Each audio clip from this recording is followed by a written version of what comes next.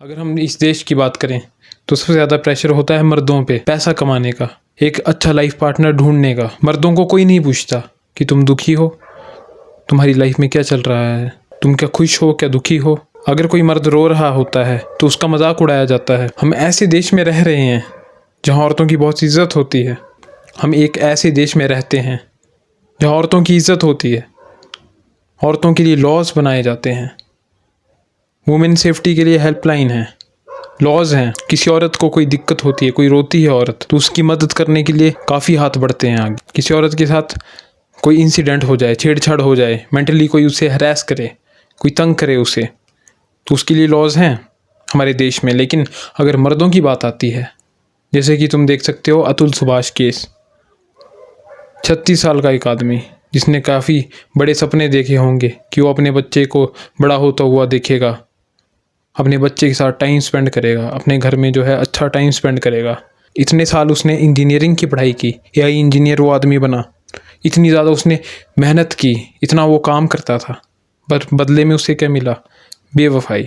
उसकी बीवी ने उसे छोड़ दिया 36 साल की उम्र में, उसके बेटे को उससे दूर कर दिया। ये बहुत ही बड़ा दुख होता है अगर तुम्हारा अपना बच्चा तुमसे दूर कर दिया जाए, ना तुम्हें उससे बात करने दी जाए। लेकिन इस केस से क्या बातें निकल के आती हैं? इस केस से ये बातें पता चलती हैं, हमें ये रियलिटी पता चलती है कि हमारा जो सिस्टम है वो मर्दों के लिए नहीं है। जस्टिस मर्दों को नहीं मिलती है। अगर किसी मर्द के साथ छेड़छाड़ करती जाए तो कोई नहीं उठता, मजाक उड़ाता है कि वाह इसको तो छेड़ दिया, इसको जो है तंग कर रहे हैं, मर्द ही तो है, क्या होगा।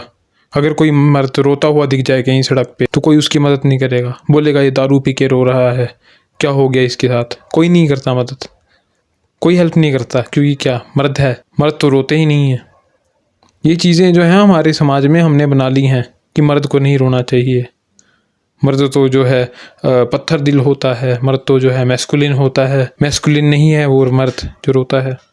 तो ऐसी ऐसी जो है सोसाइटी में चीज़ें हमने रूल्स बना लिए हैं कि मर्द को तो रोना नहीं चाहिए, मर्द तो दुखी नहीं हो सकता। वो डिप्रेस्ड आदमी इतने साल से, 2020 में उसकी वाइफ उसको छोड़ के गई थी, 4-5 साल से वो आदमी अपने हक के लिए लड़ाई लड़ता रहा, लेकिन उसकी बात किसी ने नहीं सुनी। 2024 में मार्च में जब उसकी हेयरिंग चल रही थी, जब उसने बोला कि मेरी वाइफ ने मुझ पर केस किया है, झूठे आरोप लगाए हैं, तो जज ने बोला वाइफ है, करेगी ही तो सही, वाइफ ही तो है, तो क्या हो गया। मैं पूछना चाहता हूँ सरकार से, इस जस्टिस सिस्टम से, मैं इस सिस्टम से पूछना चाहता हूँ, देश के इस सिस्टम से, जस्टिस सिस्टम से, कि तुम जब कोई लड़का किसी लड़की को 10 सेकंड के लिए घूरता है, उसके लिए तुम्हारे पास लॉ है, उसके लिए जो है तुम लड़के पे एक्शन लोगे। लेकिन तुम्हारे पास ये लॉ नहीं है जब कोई औरत किसी मर्द को प्रताड़ित करती है, उसे जो है मेंटली हैरेस करती है और उसे सुसाइड करने पे मजबूर करती है। जो जज डिसाइड करता है, दोनों पक्षों को सुनता है, किसी की तरफ बायस नहीं होता। अब वो जो जज थी वो खुद महिला थी, उसने उसे मर्द की तरह देखा कि हाँ ये तो मर्द है, क्या ही हो जाएगा। उससे घूस मांगी 5 लाख रुपए की, इतने डिप्रेस्ड आदमी से उसने घूस मांगी, उसने उसका मजाक उड़ाया। जब उसकी बीवी ने उसको बोला कि सुसाइड कर ले तो वो हंस रही थी। जज 5 साल से बंदा वो टॉर्चर हो रहा है, भाई क्या बीत रही होगी उसके दिमाग में।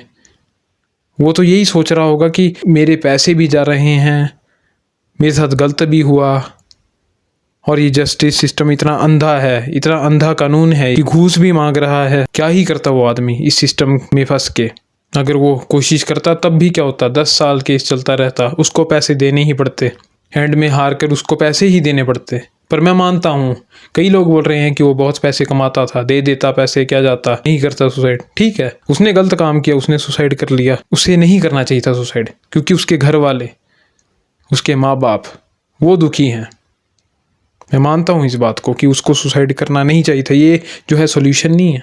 पर मैं एक और चीज़ भी मानता हूँ कि अगर वो 100 करोड़ भी कमाता, 200 करोड़ भी कमाता, तो उसको जज को पैसे नहीं देने चाहिए थे तब भी, और उसने ठीक किया नहीं दिए उसको पैसे, क्योंकि वो उसके हक की कमाई है।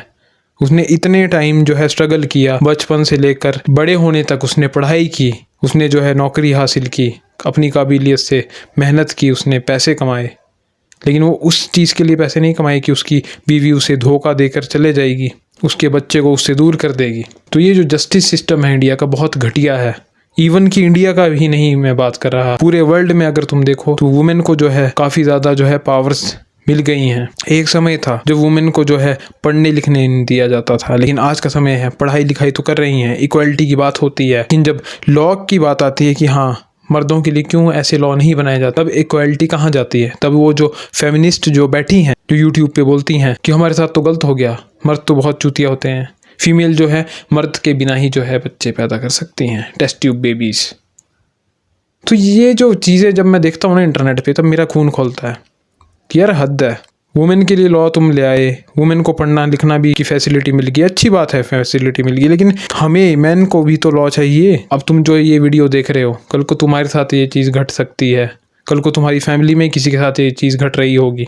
तो मैं यही चाहता हूँ, मेरी तुम सब से यही अपील है, जो भी मर्द ये वीडियो देख रहे हैं, जो भी लड़के ये वीडियो देख रहे हैं, जो भी यूथ ये वीडियो देख रहा है, तो मैं तुमको यही कहूँगा कि सड़कों पर उतरो जब तक जस्टिस सर्व नहीं होती, जब तक जो है एक रेवोल्यूशन नहीं लाएंगे मर्द कि हमें भी लॉ चाहिए, हमें भी जो है हेल्पलाइन चाहिए, कि हम जब खतरे में होते हैं हमें उसके लिए हेल्पलाइन चाहिए, जब हमारे साथ कुछ हैरेसमेंट होती है तो हमें भी उसके लिए लॉस चाहिए, और अगर कोई औरत कोई गुनाह करती है तो उसके लिए भी कड़ी से कड़ी सज़ा चाहिए। ये जो है सुसाइड नहीं हुआ है, ये एक तरह का मर्डर किया गया है, जिसमें उस जज का भी हाथ है और उस औरत का भी हाथ है। इसलिए मैं यही कहना चाहता हूँ कि जो है जस्टिस सर्व होनी चाहिए। पिछले काफ़ी सालों से फेक रेप केसेस में कई बेगुनाह मर्द जो है फंस रहे हैं, लड़के फंस रहे हैं, उनके पैसे हथियाए जा रहे हैं, जज पैसा मांग रही है, औरत पैसा मांग रही है, जाए तो जाए कहाँ आदमी। तो कोई रेवोल्यूशन लाओ, जैसे औरतें रेवोल्यूशन लाई थी कि हमने पढ़ना है, हमारे लिए लॉ बनाए जाएं। जब निर्भया कांड हुआ था उस टाइम भी जो है नए लॉज बने थे, नए लॉज आए थे सेफ्टी के लिए। तो वैसे ही जब ये कांड हुआ है, 1 घंटे उस आदमी का जब मैंने वीडियो देखा तो मैंने ये नहीं देखा कि कोई इंसान बात कर रहा है, मैंने देखा एक मरा हुआ इंसान बात कर रहा है, एक मुर्दा बात कर रहा है। उसके एक्सप्रेशन तुम देखोगे, जब तुम उस वीडियो को देखोगे 1 घंटे के, तो तुम्हें दिखेगा ये एक नॉर्मल आदमी नहीं बात कर रहा है, ये एक मुर्दा बात कर रहा है। मर चुका है वो आदमी पहले ही, जिस टाइम वो वीडियो बना रहा था वो मर चुका था, वो अदालत में ही मर चुका था जब जज ने उसका मजाक उड़ाया, जब उसके अंदर का होप खत्म हो गया, क्योंकि उसके दिल में एक होप था कि वो इस दलदल से निकल पाएगा जिसमें उसकी वाइफ ने उसके फंसाया हुआ है।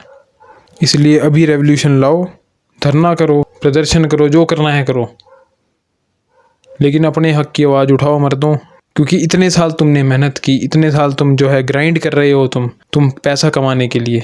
कोई भी हो, चाहे बड़े से बड़े क्रिकेटर्स हों, चाहे जो है छोटे से छोटा काम करने वाला कोई मजदूर हो, चाहे कोई मिडिल क्लास आदमी हो सरकारी नौकरी वाला, चाहे कोई बिजनेसमैन हो, जितने भी लोग हैं, कोई भी हो, कैसा भी हो, तुम्हारे साथ भी ये चीज़ हो सकती है। इसलिए सड़कों पर उतरो और अपने हक के लिए आवाज़ उठाओ कि मर्दों के लिए भी जो है नए लॉस लाए जाएं। तो मैं चाहता हूँ ज़्यादा से ज़्यादा जो है प्रदर्शन किया जाए। अगर तुम्हारा भी यूट्यूब चैनल है, बेशक तुम जो है रोज़ वीडियो नहीं डालते या तुम जो है फुल टाइम यूट्यूबर नहीं हो, लेकिन एक वीडियो ज़रूर बनाओ ये अतुल सुभाष वाली, ताकि कुछ तो इम्पैक्ट आए, कुछ तो नॉइस आए। नॉइस चाहिए, तभी जो है एक्शन लेगी गवर्नमेंट, तभी जो एक्शन लेगा जस्टिस सिस्टम।